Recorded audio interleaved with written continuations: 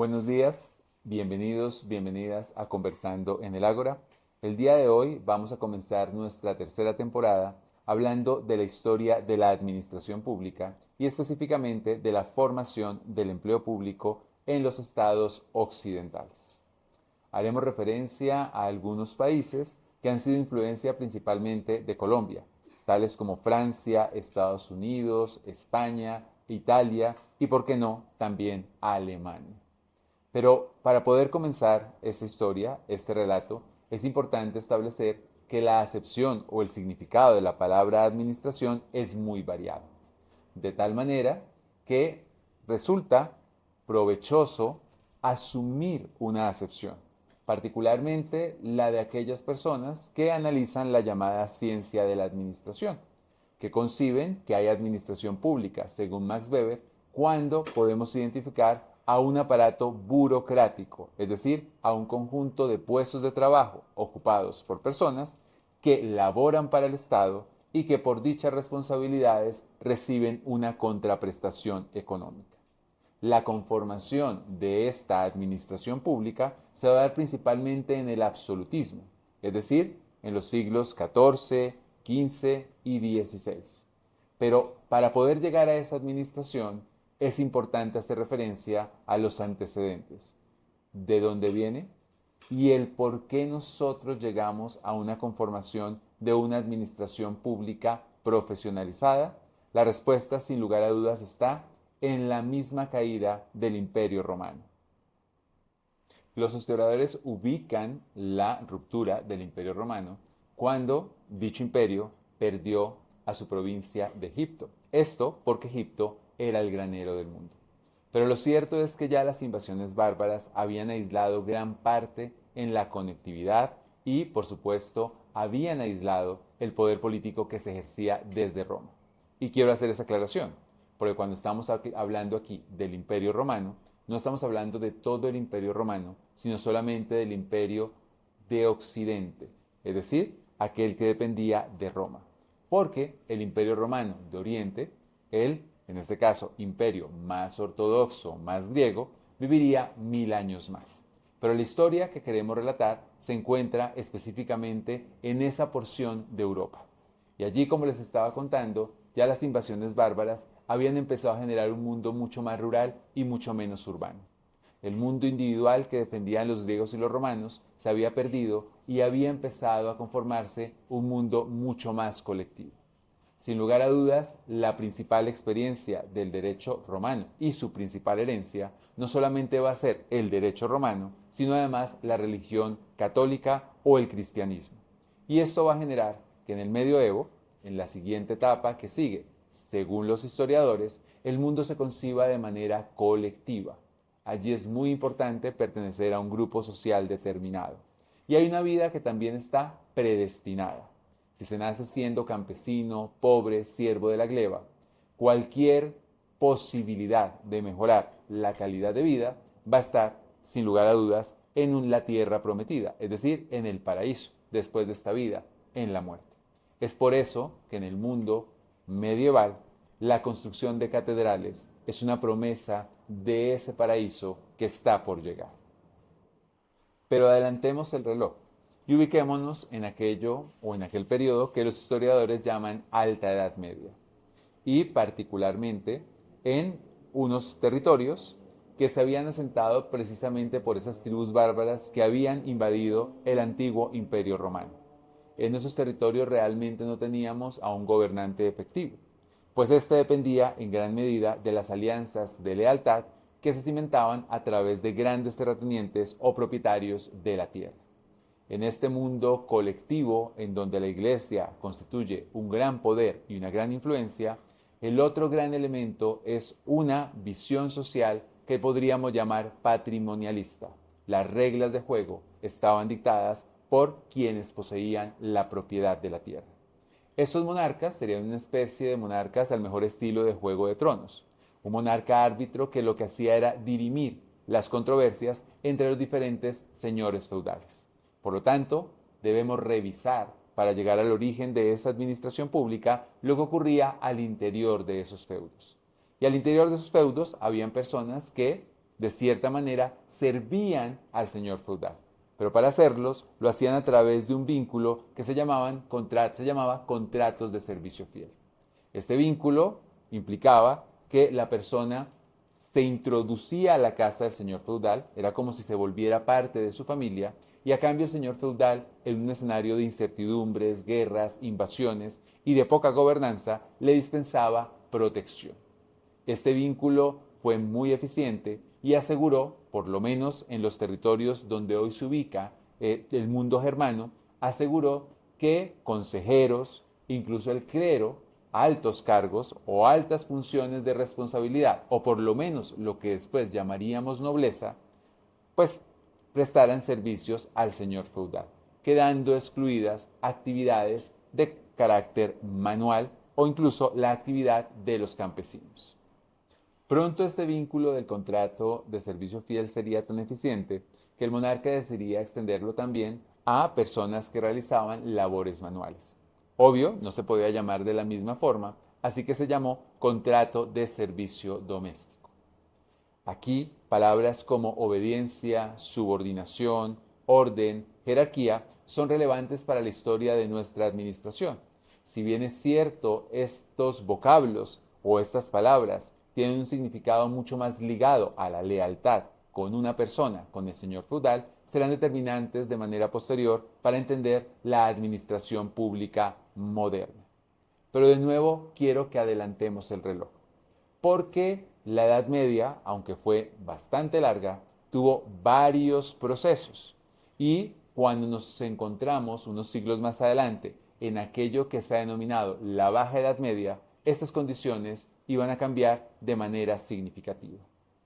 La ruta de la seda, que se había visto interrumpida precisamente por esas invasiones bárbaras, y también las cruzadas van a traer a esos territorios europeos el comercio, y con el comercio el florecer de las ciudades. La vida urbana va a constituir una promesa de superación social.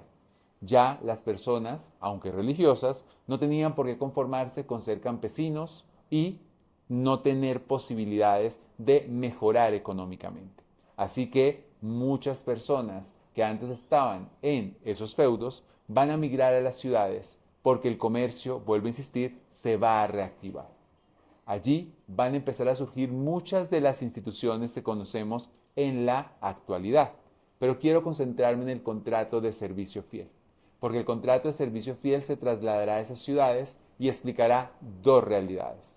Realidad número uno: muchos artesanos se introducirán en la casa de sus maestros para aprender un oficio. Si continuáramos con esta parte de la historia, allí estaríamos hablando del inicio del derecho comercial, del comercio, del derecho laboral. Un segundo escenario se desarrollaría principalmente en esas ciudades que estaban surgiendo, puesto que dichas ciudades debían administrarse. Así que muchas personas ya no se integraban ni a la casa del señor feudal, ni a la casa de un artesano, sino a un ente ficticio llamado municipio, burgo, urbe o ciudad. Un conjunto de vecinos que se encontraban en un territorio y que por lo tanto necesitaban administrar unos intereses comunes. Porque sí, aunque en la historia pareciera que los estados surgieron primero, lo cierto es que en Occidente las ciudades surgieron como una antesala del estado moderno.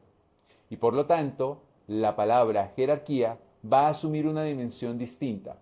Ya no es sinónimo de lealtad a una persona, sino sinónimo de subordinación a unos intereses comunes, en este caso, los intereses municipales. Este medioevo es muy importante, porque a partir de allí empieza a florecer no solamente el comercio, sino que empieza también a circular la moneda. Y empieza a darse, por ejemplo, el surgimiento de la banca.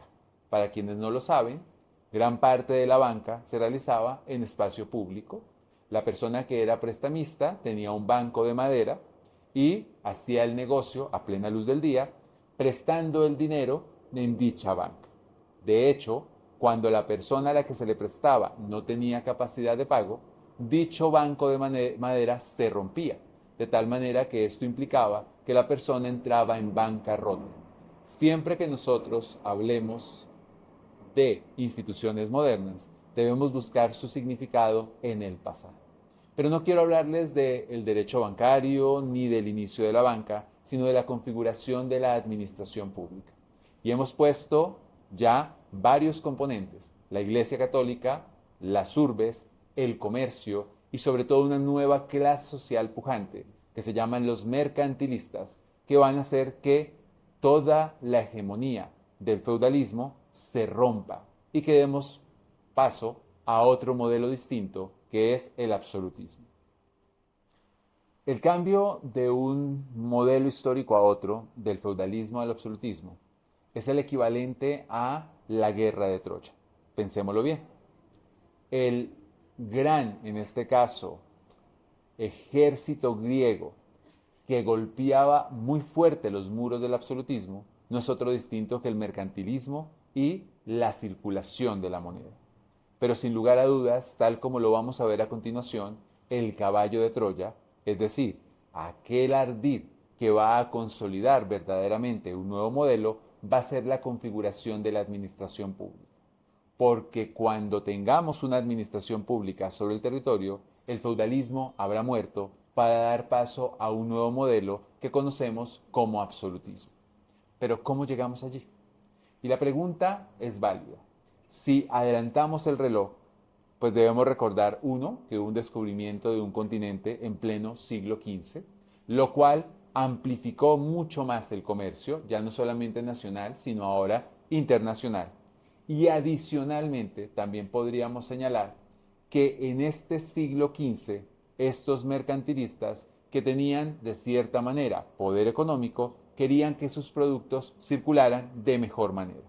Es decir, en un mundo fragmentado de ciudades, feudos y reinos no consolidados, el trasladar las mercancías de un lugar a otro implicaba reglas tributarias distintas. Así que era conveniente que hubieran territorios amplios que permitieran una circulación uniforme de los bienes que en su momento se vendían. Pronto entonces, los que antes no tenían protagonismo político, que eran esos monarcas que estaban en territorios fragmentados, empezaron a ver una posibilidad. Así que tomaron una decisión, y esa decisión era unir grandes territorios bajo su propio dominio. Para hacerlo, tenían que construirse diferentes relatos. El primer relato, sin lugar a dudas, es el relato económico. Y ya aquí vemos que los mercantilistas van a generar préstamos significativos a esos monarcas.